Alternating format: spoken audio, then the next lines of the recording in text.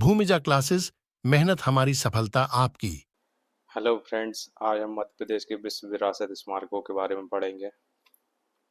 सबसे पहले बात करते हैं विश्व विरासत स्मारक कैसे घोषित किए जाते हैं। तो 1972 में यूनेस्को नाम की संस्था जो है उसने एक अंतर्राष्ट्रीय संधि की थी, जिसके आधार पे विश्व विरासत स्थल घोषित किए जाते हैं। यूनेस्को 3 तरीके के विश्व विरासत स्थल घोषित करता है प्रत्येक देश में। एक सांस्कृतिक महत्व के, दूसरे प्राकृतिक महत्व के, तीसरे मिश्रित महत्व के, मतलब जिनका सांस्कृतिक प्राकृतिक दोनों महत्व है। अब अभी तक यूनेस्को ने भारत में 42 विश्व विरासत स्थल घोषित किए हैं, जिनमें से अभी रिसेंट में 41वां और 42वां जो विश्व विरासत स्थल घोषित हुए हैं उसमें 41वां शांति निकेतन है और 42वां जो सबसे नया विश्व विरासत स्थल भारत का है वो होयसल मंदिर कर्नाटक के हैं। हम आज अपनी क्लास में बात करने वाले हैं मध्य प्रदेश के विश्व विरासत स्मारक, जिसमें कि खजुराहो के मंदिर, सांची के स्तूप, भीमबेटका शैलाश्रय जो कि हमारे स्थायी स्मारक हैं, और अभी सन 2024 में 6 स्मारक जो कि अस्थायी सूची में है, यूनेस्को की विश्व विरासत स्थलों की अस्थायी सूची में है। उसमें है ग्वालियर का किला, धमनार का ऐतिहासिक समूह, भोजेश्वर महादेव मंदिर, चंबल घाटी के रॉक कला स्थल, खूनी भंडारा जो कि बुरहानपुर में, रामनगर मंडला के गौड़ स्मारक। अब हम धीरे धीरे अपने एक एक स्मारक के बारे में चर्चा करते चलेंगे। तो सबसे पहले हम चर्चा करेंगे खजुराहो के मंदिर के बारे में। खजुराहो के मंदिर जो कि छतरपुर जिले में स्थित हैं, इनका निर्माण चंदेल वंश के दौरान हुआ था। 1950 ईस्वी से 1050 ईस्वी के बीच बीच में जब चंदेल वंश अपने उत्कर्ष पर था, तब 85 मंदिर बनवाए गए, जिनमें से आज के समय में 20 ही बचे हैं। ये 3 अलग अलग समूहों में आते हैं, जो कि 2 अलग अलग धर्मों से संबंधित हैं, हिंदू धर्म और जैन धर्म। जो 3 समूह हैं वो पश्चिमी समूह, पूर्वी समूह और दक्षिणी समूह हैं, जिनमें से पश्चिमी और दक्षिणी समूह हिंदू धर्म से संबंधित मंदिर हैं, जबकि पूर्वी समूह में जैन मंदिर से संबंधित समूह हैं। खजुराहो के मंदिरों की जो शैली है वो उत्तर भारतीय मंदिरों की शैली, नागर शैली में बने हुए हैं। बलुआ पत्थर से इन मंदिरों का निर्माण किया गया है। कंदरिया महादेव जो है यहाँ का सबसे बड़ा मंदिर है, जो कि पश्चिमी समूह के अंतर्गत आता है। इस विशाल मंदिर का निर्माण महान चंदेल राजा विद्याधर ने महमूद गजनवी पर अपनी विजय के उपलक्ष्य में किया था, और सन 1986 में खजुराहो के मंदिरों को यूनेस्को विश्व धरोहर घोषित किया गया।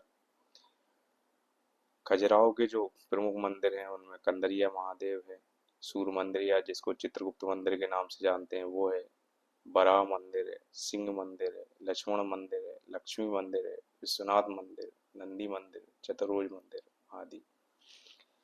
इसके बाद हम बात करते हैं हमारे दूसरे स्थायी विश्व धरोहर स्थल की, जो है सांची के स्तूप। सांची के स्तूप जो है वो विदिशा से 10 किलोमीटर की दूरी पर हैं, पर ये आते रायसेन जिले में हैं। लोगों को कन्फ्यूजन रहता है कि विदिशा जिले में आते हैं, पर ये रायसेन जिले के अंतर्गत आते हैं। ये बौद्ध स्मारक हैं, इनमें जो कि 3वीं शताब्दी ईसा पूर्व से 12वीं शताब्दी ईसा पूर्व के काल के हैं। यहाँ बहुत सारे छोटे बड़े स्तूप हैं, लेकिन जो सबसे बड़ा स्तूप है वो स्तूप क्रमांक 1 है। यहाँ पर गौतम बुद्ध के अवशेष रखे गए हैं स्तूपों में, और उनके 2 शिष्य सारिपुत्र और मोदग्लायन के अवशेष रखे गए हैं। सम्राट अशोक ने मूलतः इन स्तूपों का निर्माण करवाया था।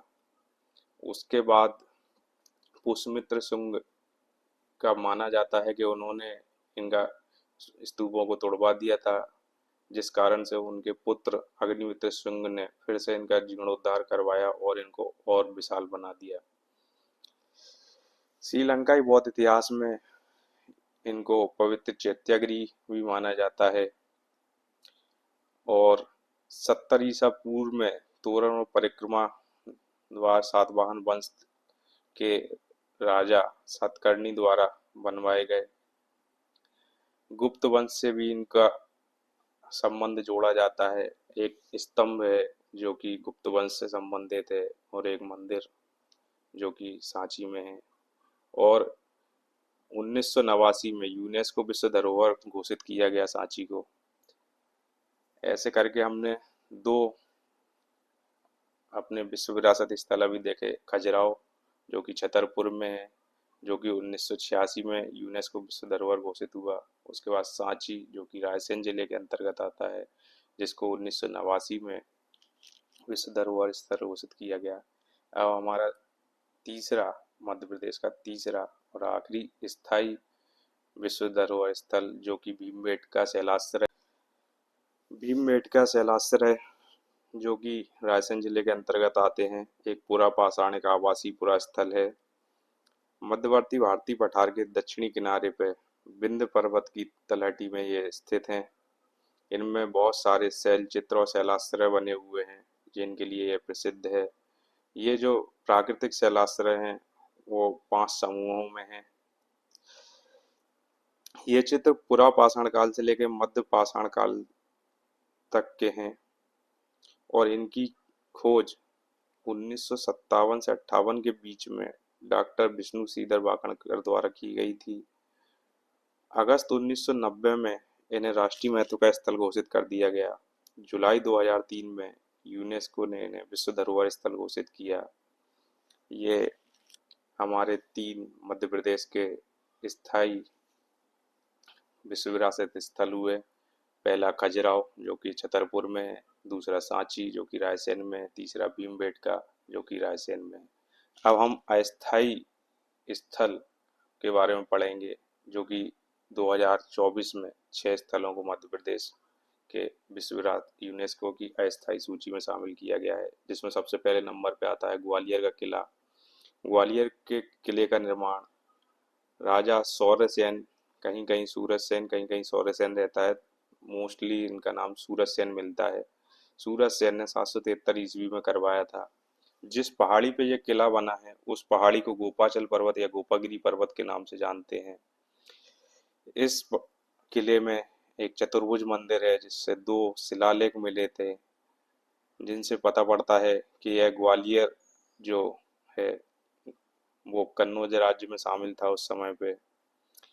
उसके अलावा तोमर साम्राज्य का भी यहाँ पे शासन रहा है, जिसमें से राजा मानसिंह तोमर ने बहुत निर्माण करवाए। उनके प्रमुख निर्माणों में एक मान मंदिर महल और एक गुजरी महल है, जिनका निर्माण राजा मानसिंह तोमर ने 15वीं शताब्दी में करवाया।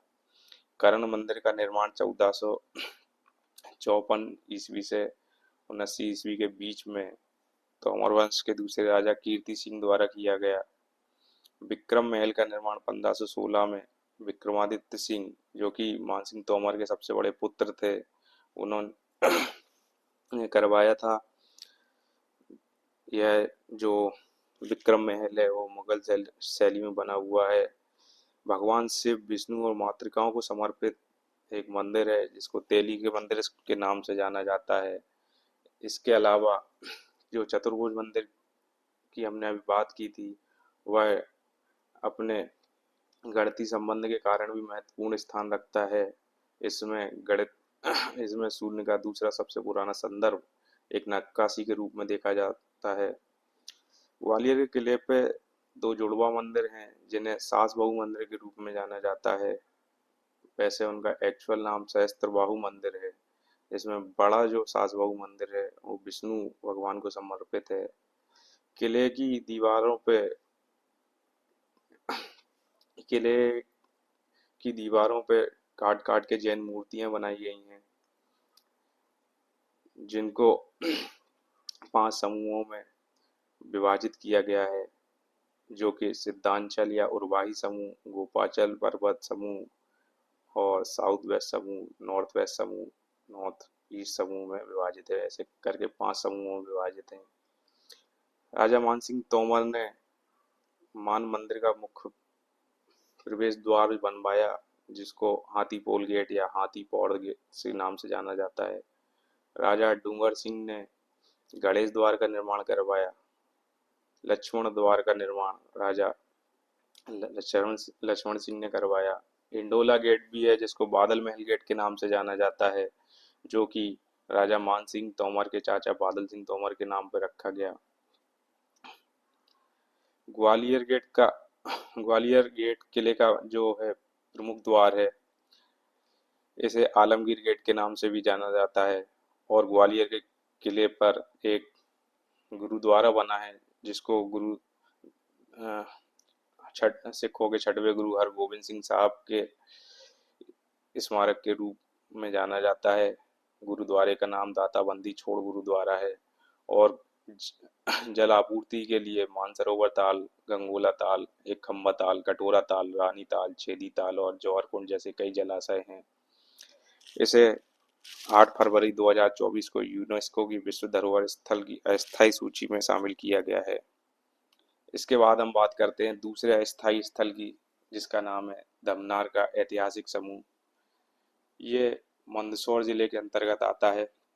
इसमें कुल 51 गुफाएं हैं, जो 7वीं शताब्दी ईस्वी की हैं। पहाड़ी पे जो गुफाएं बनाई गई हैं वो 2 समूहों में विभाजित की गई हैं, बौद्ध गुफाएं और हिंदू मंदिर परिसर। धर्म राजेश्वर मंदिर जो है वो धमनार में ही स्थित है। इसमें 14 बड़ी गुफाएं और 37 छोटी गुफाएं हैं, जिनमें से बड़ी कचौरी या बड़ा प्रांगण और भीमा बाजार सबसे महत्वपूर्ण है।